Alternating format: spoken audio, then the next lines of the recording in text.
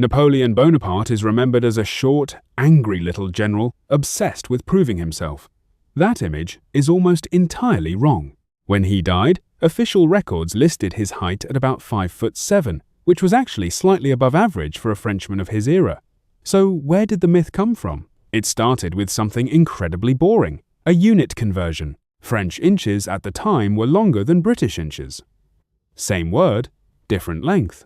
This kind of mix-up was common before measurement systems were standardized, when almost every country used its own version of feet and inches, and a small difference in definition could shift a number more than anyone intended.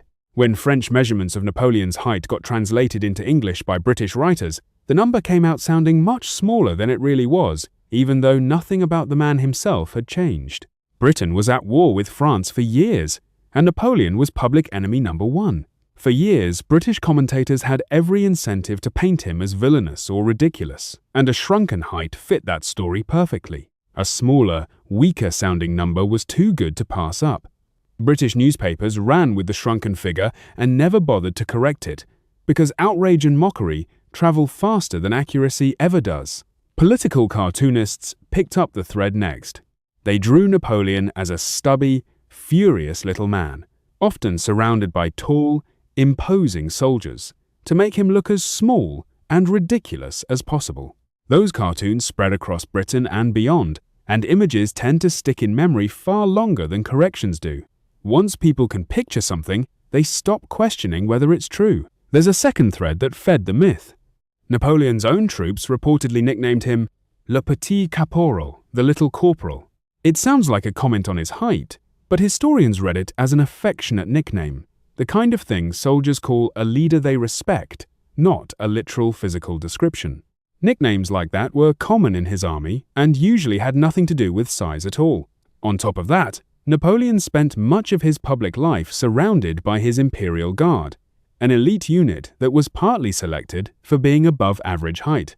Standing next to men chosen for their imposing stature, almost anyone would look smaller by comparison, and portrait painters and battlefield artists captured exactly that contrast. Militaries had long used height as one marker of an imposing honor guard, since a wall of tall soldiers projects strength at a glance, and Napoleon's court understood the value of that visual effect, even if it worked against his own reputation in the process. Put Napoleon next to ordinary soldiers of his time instead of his hand-picked guard, and he sits right in the normal range for the period. Here's the part that's almost funnier than the myth itself.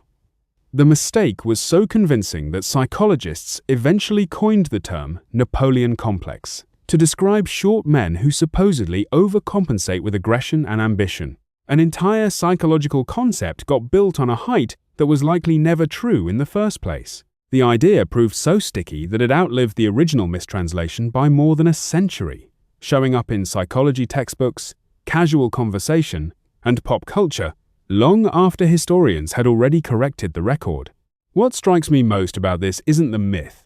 It's how durable a simple mistranslation became once cartoonists and wartime propaganda got their hands on it. Repeat a claim often enough, in cartoons, headlines, and casual conversation, and it starts to feel true no matter what the original records actually said.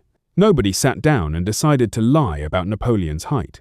A boring measurement difference, a wartime grudge, and a few well-drawn cartoons did all the work.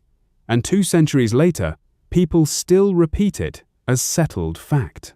It's a reminder that history often remembers the joke longer than it remembers the truth, especially when the joke is visual and the correction is just a footnote. Napoleon led armies across Europe, rewrote legal codes still used today, and reshaped the map of a continent. Yet the detail most people know about him is one that was never even accurate.